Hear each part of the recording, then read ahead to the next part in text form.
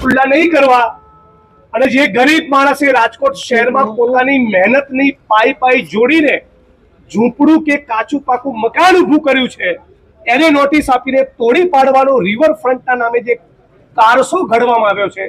એની વિરુદ્ધમાં રાજકોટ શહેર કોંગ્રેસ વતી અમે આજે કલેક્ટરશ્રીને આવેદનપત્ર આપ્યું છે। અમારી એક જ લાગણી, એક જ માગણી છે કે આપણા દેશના બંધારણે દરેક નાગરિકને ગૌરવપૂર્વક, સ્વમાનપૂર્વક માથે છત હોય એ રીતે જીવન જીવવાનો અધિકાર આપ્યો છે। કોઈ પણ રાજકીય પક્ષની સરકારનો અધિકાર નથી કે બંધારણનું અપમાન કરી ગરીબ માણસની છાતી પર બુલડોઝર ફેરવી એને ઉપર આપ અને નીચે ધરતી આવી પરિસ્થિતિમાં લાવે। અમે માગણી કરીએ છીએ કે રિવરફ્રન્ટ એક ગરીબના ઝૂંપડા, ગરીબના કાચા પકા મકાનના ભોગે હોઈ શકે નહીં, પણ છતાં 1% કેસમાં સુરતમાં, વડોદરામાં, રાજકોટમાં, અમદાવાદમાં ક્યાંય પણ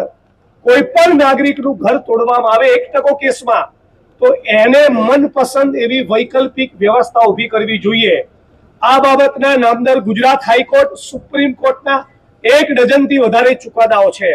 આવા ચુકાદાઓની અવમાનના કરી વિકાસના કોઈ પણ પ્રોજેક્ટ કે રિવરફ્રન્ટના નામે રાજકોટ વાસીઓને બેઘર કરવામાં આવે અને ભાજપના નેતાઓના દબાણો માટે મૌન ધારણ કરવામાં આવે એ કોંગ્રેસ પાર્ટી તરીકે અમે ચલાવી લેવાના નથી। અને 10 તારીખે રાજકોટમાં જ્યારે દેશના પ્રધાનમંત્રી નરેન્દ્ર મોદી આવે ત્યારે એમને સવાલ પૂછવા માટે રાજકોટની જનતા રાજકોટ કોંગ્રેસ જશે